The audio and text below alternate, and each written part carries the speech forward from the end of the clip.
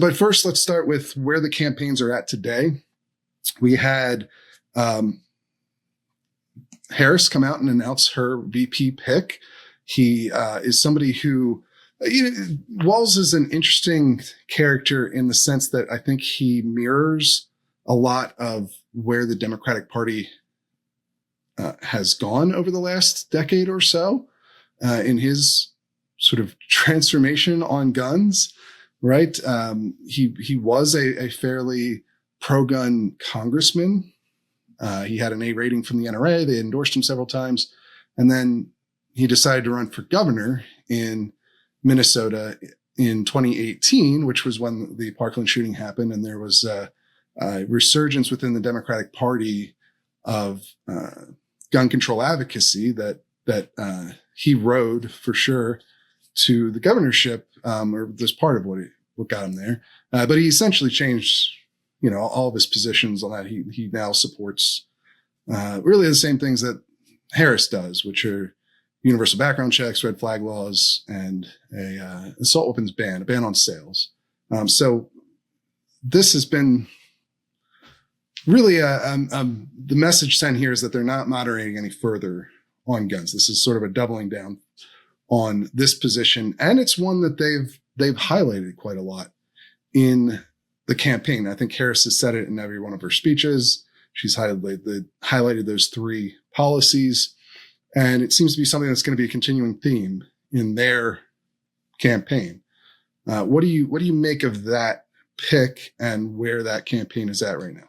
Yeah, I think the pick and Harris, they're just solidly in the mainstream of where the Democratic Party is on guns. I mean, this is when I say mainstream of the Democratic Party, that's not the same thing as saying the mainstream of America, but right. Mainstream of the Democratic Party, which is for the background checks, for red flag laws, for assault weapons bans, and very critically, large capacity magazine bans as well, which in my view, is a much more relevant form of gun control even than the assault weapons ban, because what actually makes an AR-15 more, deadly than a 30-06 deer rifle tends to be the size of the magazine, not obviously, as you know, the strength of the round coming from the gun. That the 30-06 is going to be more potent. A deer rifle like that is going to be more potent than a .223 AR-15. But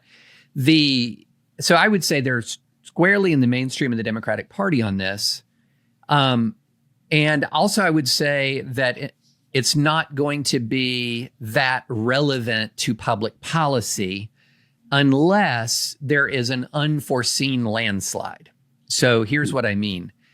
Two things have happened at once that are making the federal government less relevant to the gun control debate. One is the continued existence of the filibuster. So you're going to have to get a substantial number of Republican votes to pass any gun control legislation, period. You just have to, unless they do away with the filibuster.